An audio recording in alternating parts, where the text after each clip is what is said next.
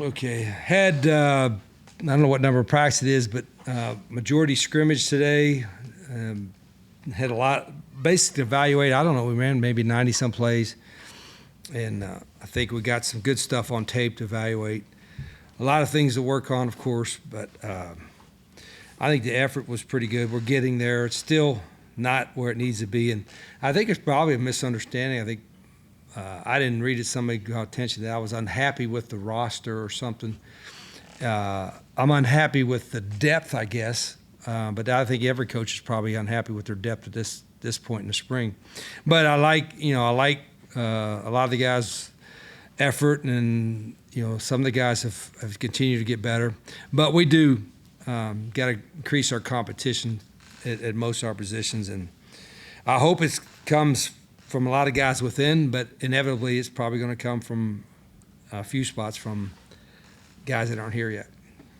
Coach, now that you're pretty deep into this, some areas that you thought, well, I don't know how good we're going to be in, but you've been pleasantly surprised this spring. You've talked about quarterback, but are there others as well? Yeah, I think obviously with only two starters back, there's question marks because you just don't know. Even if they played at the other schools, wherever they were at, the O-line is like all the starters were gone, and I think three of the backups are gone, and so none of those guys have played. So that's a whole new thing, and so Coach McNeil, Coach Dressler, and them probably got the hardest job just getting those guys. And it's, I still think we need, I don't know if we're deep enough and have the competition we have yet, but I think they're trying hard, and they've made progress. But anytime you have that at that position, a lot of inexperience, it makes you a little bit nervous. But it'll happen. Now that you have a scrimmage, you talked the other day about there's some guys you still want to see more competitiveness from. Right. Did that change when you get into a scrimmage? Because that could pick it up for some guys, I'd imagine. Yeah, and that was the purpose behind the scrimmage, is see. But let me watch the guys in particular I was thinking about when I talked about that. I probably need to watch the film today or tomorrow and see if that's progressed, because there were a couple that were really important. This is not the end all be all, but there's a couple that was really important for today and next week as far as their status is concerned, to see if they took another step. And I don't know, it looked like maybe a little bit today, but until I watch the film, I don't know. And that could make a difference for some guys, either a spot. Sure, yeah. And I think you have to be honest with your players and tell them where they stand all the time. That's at the end of the spring. Where they're at on the depth. We'll tell, like I said, we call these meeting rooms the truth rooms. We'll tell them where they're at in the depth chart. We'll tell them what we think they need to work on and what they're good at. And it's not all negative, but there's also a lot of guys that, boy, you did a great job this spring. You showed that we, but you're still going against each other, right? And so it's still hard to evaluate because we're not going against an outside team or something like that. What are you looking for in your starting quarterback, personality-wise and on the field? I don't know if I've ever worried about personality. It's not like a beauty pageant. Then they have pick somebody and it's here in the winner of Miss America, and then Miss Congeniality. It's Congeniality had a good personality. Run the offense, make good plays, and you could be a loner. Usually not quarterbacks aren't loners though. I'm being a smart ass here, but you want somebody to lead the team, but everybody always worries about leadership during practice. That's what coaches are there for. We're supposed to be leading it in practice. During a scrimmage when the coaches aren't on the field, but I'm still on the field. But games when the coaches aren't around in the summer times or locker rooms, that's when you hope to have some leadership. The best leadership is a earned leadership from the standpoint is what you're doing. I think a lot of times the best leaders are the guys that somebody will go to if they're not sure what to do on a play, and you tell them. You know what I mean? It's not somebody that's rah-rah, jump on them, because they screwed up or whatever. It's the guy that said, hey, this is what you do on this play, and this is what you do on that play. So I say that because it's harder now for the quarterbacks to be that guy because they're still learning. But they all, by the end of the summer, I really think all of the attitudes of the quarterbacks are really good, and they all want to be good, and they all want to learn the system. And right now, they're just learning about what they're doing. I think by the end of the summer, Rhett has more time with them. All of them will be able to be almost an extension of the coaching staff. That's what I want. They'd kind of be an extension of us. Hey, Rich, walk us through the calendar in your head. So spring ball's over next Saturday. When will you tell your players who's on the roster? And then once you get to the portal, how long of a time period do you see that lasting until you've got your roster going into summer conditioning? Yeah, the reason we ended spring on the 5th, I was going to end it on the 12th, is so we had a week of meetings with our players to kind of let them where they're at. So from if the scrimmage is on the 5th, starting on the 7th through the next 5 days, we'll have meetings with our players, kind of tell them where they're at. Some of them, what their status might be a little shaky going through the summer. We don't have to determine the 105 until the week of the first game, but most of them will tell them where they're at, give them an opportunity if we suggest they go in the portal, that they have time to get in the portal. That opens up, what is it, the 15th? Yeah, 15th or 16th, and when it opens, and so they'll know where they need to go in the portal so they can find a place. And then some of them, frankly, are going to be really hard, as I mentioned, because they're doing everything right. They're competing and all that. We just don't have room at that spot or that position to keep them, and that's why I think it's crazy that you got to cut them down. I mean, why don't we go 120, then 115, then 110, then get to 105 in the fourth year from now or something? But You could have more than 105 here during the summer. Right. It's not until the end. Yeah, you don't have to have till then. So we'll run our 105. Everybody's eligible, grades are good, no problems, anything by July. If the rev share thing goes as they think it'll be in July, we need to have in my mind, our 105 rosters done in July. How does the summer work? You can do team stuff without the ball, is that right? No, you can do stuff with the ball. You can do the ball can't now. do team stuff, but you can do individual stuff with the ball. How does the mechanics of that work out when you're in the summertime with those? Yeah, it's a lot better than before when you couldn't even ask your strength coach, hey, how's so-and-so doing? He couldn't even tell you, isn't that funny how everything is kind of shifted? Like you can give a bagel but not cream cheese. Whatever. So silly. So we'll have some time to work with our guys in June.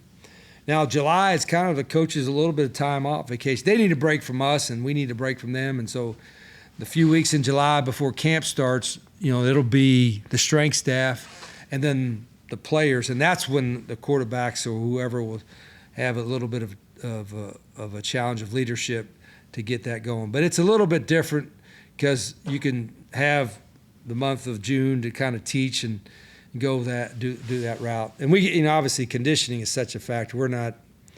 Our guys are getting in spring ball shape, but we're a whole long ways from being in game shape. But we're a whole long ways from playing right now too. What is your mentality? Because this is pretty common in today's day and age, even in college football. Garrett Green, who was here, he had his own kind of quarterback coach.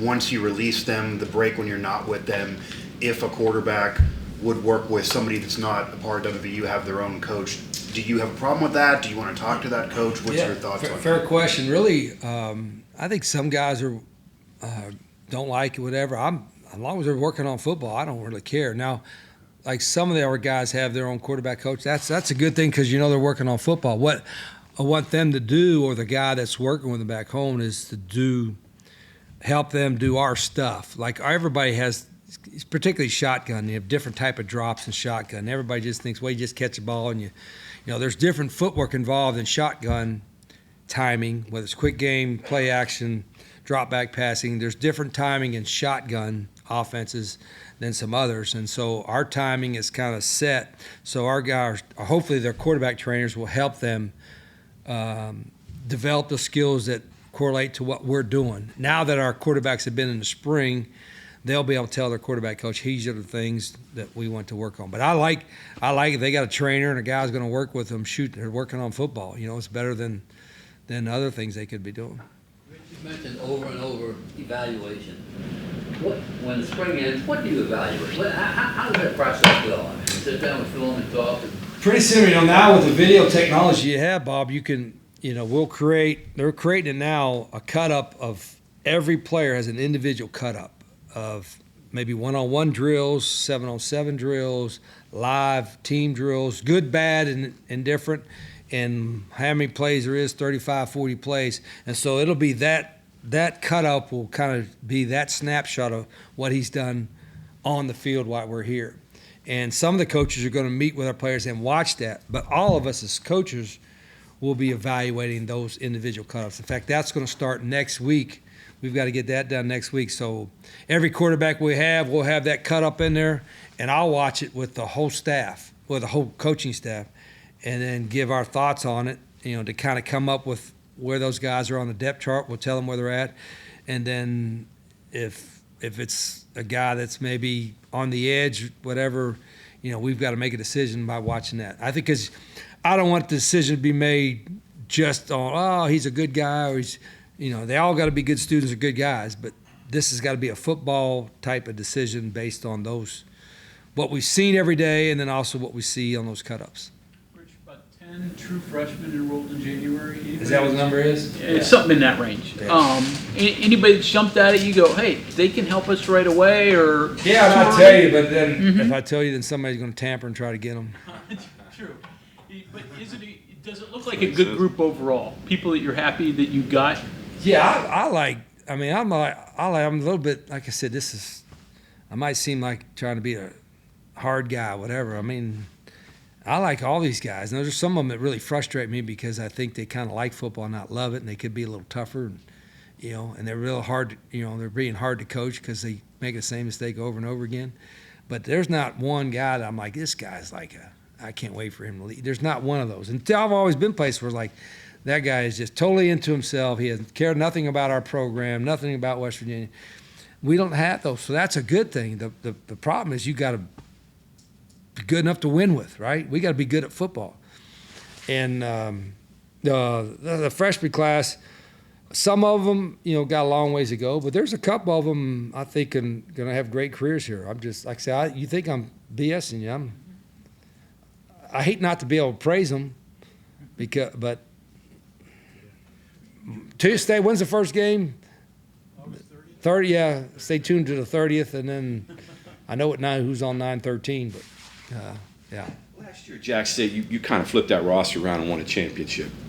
You're not really, it's not to that degree this year, but what has to go right to do that?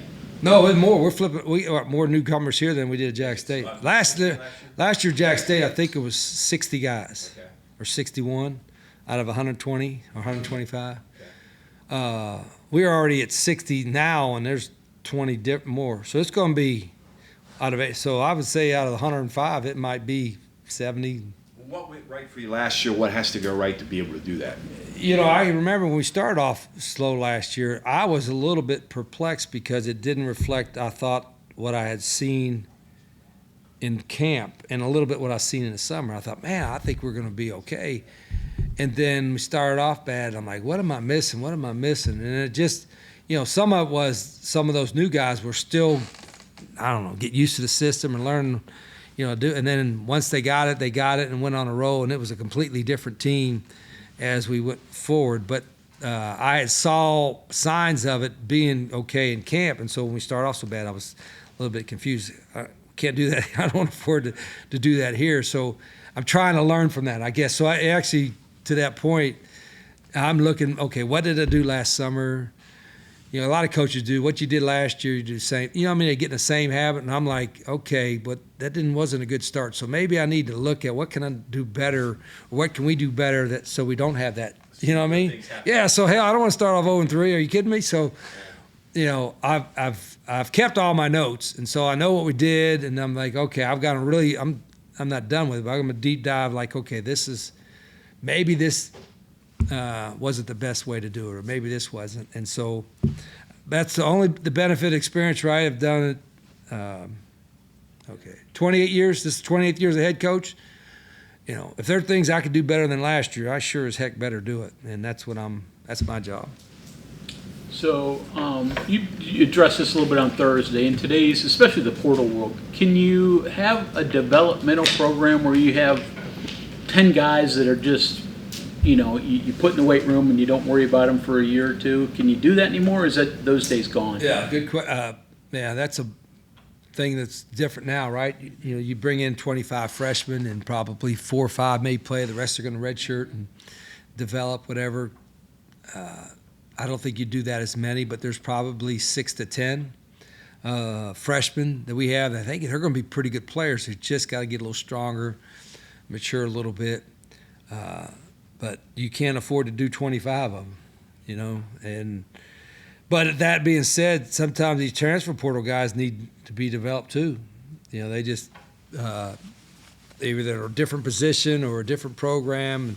So what we do is different in a lot of ways, and so there's nobody we bring in that's not adjusting in some way, because we do things different around here. You know what I mean? So there could be a guy that was a 3-year starter in a SEC school, and he's going to come here, and it's going to take some time for him to learn the way we do stuff. So you've told this story before, but how did you find a Tucker County kid who can't run, who runs a option attack for you? Yeah, well, the truth was when this offense first started, it was about 70% pass and 30% run and zero, maybe about 1% quarterback run. You know what I'm saying? You got to go with what you got. And so we didn't really run the zone read or counter read toss with the quarterback in Glenville State. We'd run a draw, and they'd be dropping 9 guys, and you'd fall forward for 5 yards. But he could throw the piss out of it. And, it wasn't a coverage you're going to throw at, knowing that you didn't know what coverage it was and who was going to be open and what the route package was. And it was really simple then. But it wasn't really simple because of Jed Drenning. It was simple because those other dudes, we didn't want to make it too complicated. We probably hindered his, but we were really, really good at what we did, and he was really good at throwing and pick up. Coverage route wise. I mean, like I said, he was really smart and smart. But we didn't even run his own read then, and I'm like, part of a coach's thing is evaluate ability, what they can and can't do well. When you could throw the heck out of it and you're real smart, well, they just throw the heck out of it. When you're slower than the coach, hand the ball to that guy. So when does zone read start then? It really started at Tulane. That's what it really started with Sean King. And Sean wasn't fast, but Sean was a 4.7 guy. And we didn't, and Sean could throw it too, but the zone read start, and really it wasn't just the quarterback. I teased it was Jed. It was really the other guys around the offensive line and stuff like that. That we, when you got a little more athletic offensive line and stuff like that at Tulane, we started doing it then. And then, either I inherited one or got one, but I do brag. I think there was a graphic one time that every quarterback I've had for at least 2 years as a starter has been Player of the Year in their league. Jed was the first one to do that, but then it was Sean King, Woody Dantzler, Rasheed, Pat, Denard Robinson, Khalil Tate, and then this was just one year for Tyler Huff. So if that's the goal, quarterbacks, you're here. You can't just be a starter. Dang it, you got to be an all-conference guy. That's it.